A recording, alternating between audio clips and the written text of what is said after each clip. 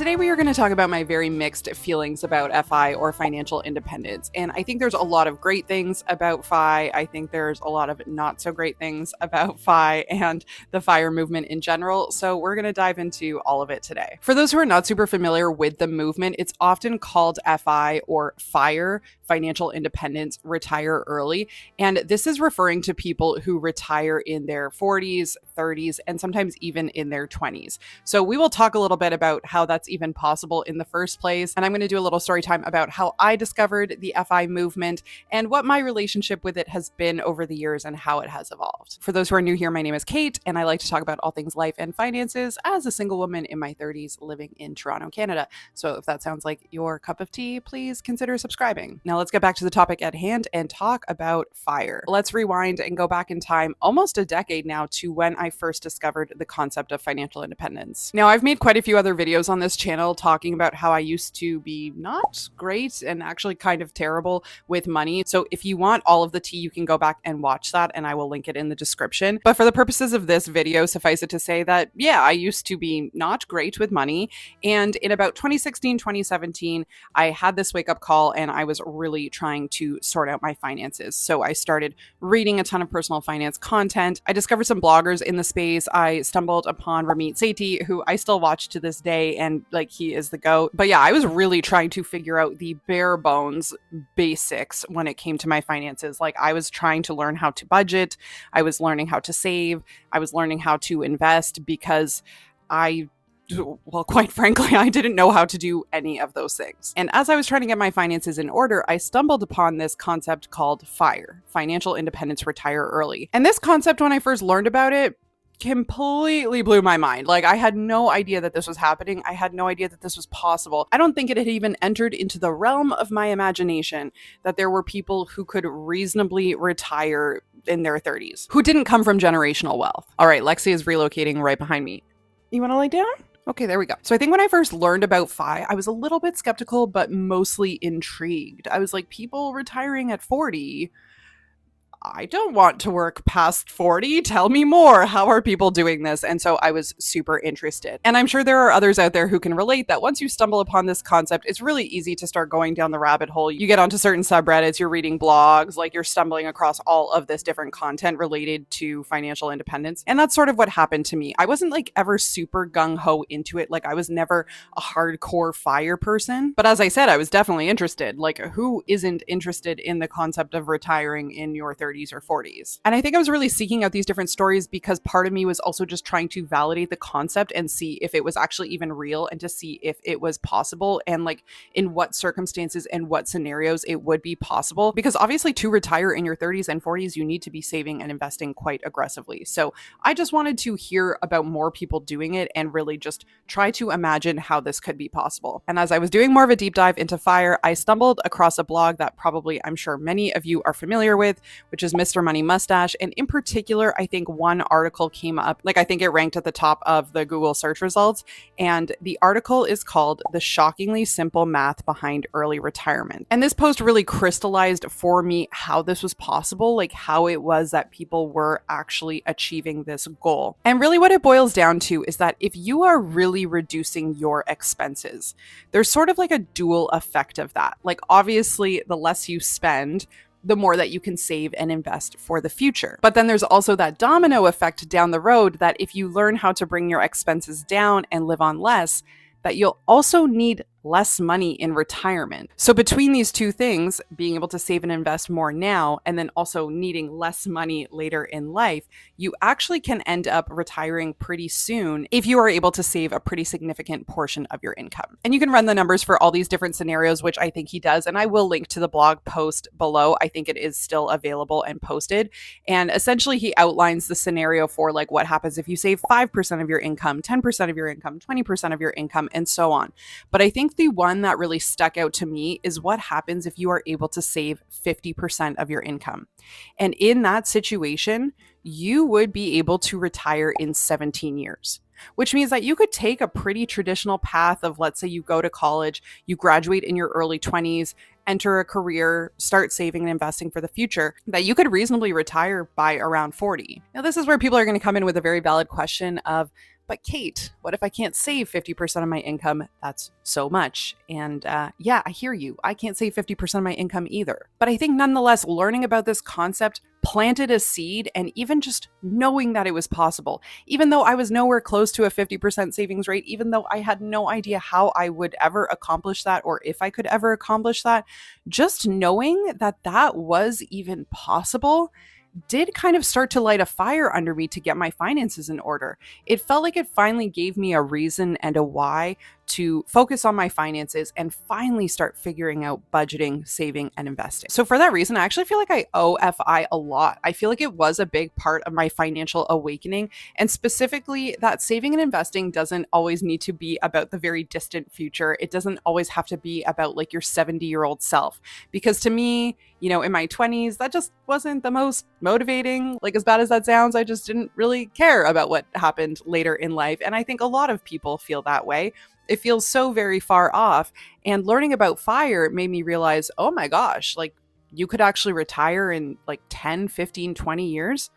That's kind of soon, actually. And as someone who really values my independence and freedom, and I love to travel, that's how I spent a lot of my 20s, was living and traveling all over the world. Being able to retire at 45 is a very different story than retiring at 65. Like, even just what you are physically capable of doing is going to be much more vast in your 40s than it is in your 60s. And so there were a lot of things about FI that really did resonate with me, that really intrigued me. And I feel like I do owe it a lot of credit as being one of the concepts that really did help kind of like snap me out of it. It kind of helped me with my light bulb moment and made me realize that saving and investing money was actually kind of worth it. Okay, so with all of that being said, then what are my problems with FI? I think the more time I spent learning about the movement and just learning more about the people that were pursuing FIRE, I think there were a couple problems that popped up for me. One, I think FI is just too future focused.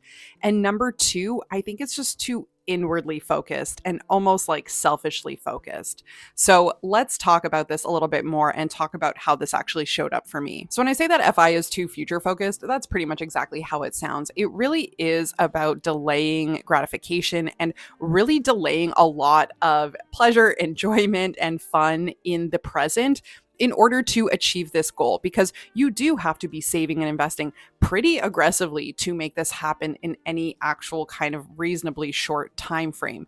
And so I feel like a lot of people go to really extreme lengths of frugality and cheapness sometimes to achieve this goal. They are trying to optimize every single dollar and cent that they spend. It really seems to foster the scarcity mindset where people are like very compulsively monitoring every single cent that they spend and invest, that they're spending a lot of their time, like punching numbers into calculators. And it's just at a certain point, like, of course, being financially responsible is important. I talk about money on this channel, and I really do want to empower other people, other women, to take control of their finances and learn about these topics, because it really can be transformative in your life. But at the same time, you still also have to enjoy your life to some degree now. And I think that FIRE can take it to such radical extremes where people are not delaying their happiness for like a year or two. They are sometimes delaying it for 10, 15, 20 years. Because as much as FIRE is about an accelerated journey and being able to retire at a really young age, we are still talking about people having to work for at least a decade. And a decade is a long time to be working in a job that you absolutely hate. If it is making you anxious or depressed, if it is giving you insomnia, if it is causing burnout, if it is causing problems in your relationships, like 10 years is a really long time to be putting yourself through that. And to me, that's just not worth it. You have to balance your enjoyment right now. And we are also not guaranteed any kind of future, like we have no idea what is going to happen 10 years from now. And as much as I think that people can take that line of thinking too far sometimes, and they really use it as an excuse to like YOLO and spend all of their money, there is some truth to it. Like, we really don't know what life has in store for us. We don't know what our lives are going to look like 10 years from now. And chances are that something bad is going to happen in that time, whether it's losing a loved one or becoming disabled or your own health deteriorating in some way. Something is going to happen in the next 10 years. And so to completely delay all gratification and put off all of the fun things that you want to do. Like forgoing things like seeing your family or going on trips that you really want to take. The truth is, those options may not be available to you 10 years from now, or they may not be as available to you as you would like. And so I really do think you have to find some balance in the present. And I know that for me, when I was being really exposed to a lot of FIRE content, that I think I did become too future focused as well. And I already had a scarcity mindset to begin with. I think just, some things about my childhood and upbringing made it so that I already have this scarcity mentality with money. And then you pair that with this really extreme path that a lot of people are pursuing that really prizes extreme frugality. For me, it was just kind of a recipe for disaster. Like, it really did not help my relationship with money. And as much as I don't think I was ever like really stingy or really delaying too much gratification, like I still did always make sure that I did have money to spend time with friends, travel, and do the things that were important to me.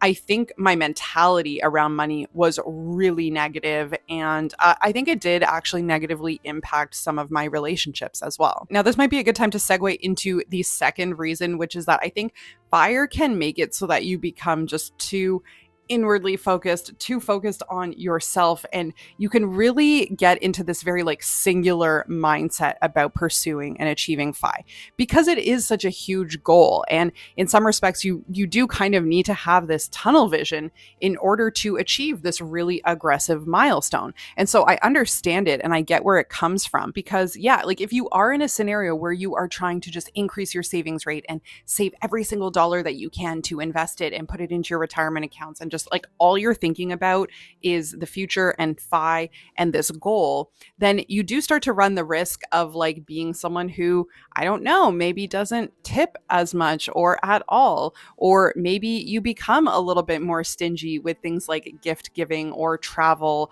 or treating your family to things. And that can compromise your relationships. And I think just having this very singular focus to just accumulate wealth does make it more likely that you are going to become someone who doesn't give back. And that could be someone who doesn't give back, within their own family unit. That could be someone who doesn't give back to their community.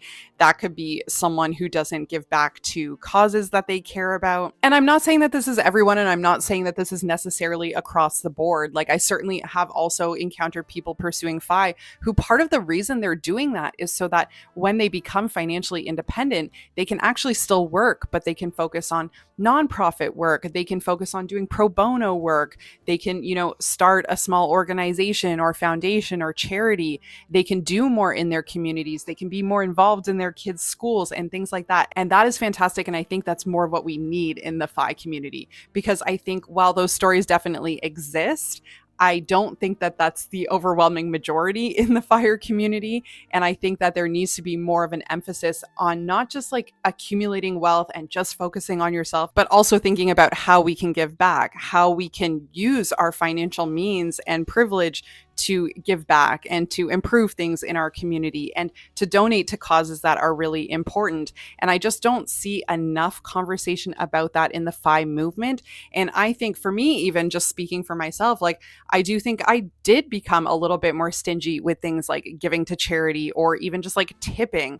And I've really tried to actively push back on that in myself. And now I'm back in a place where honestly, those things really give me a lot of joy. And I love tipping really generously. And to me, it feels like these small, ways of just kind of like micro giving, like being able to tip a barista $10 or being able to tip a server $50. And like that might make their whole night, that might change their whole week.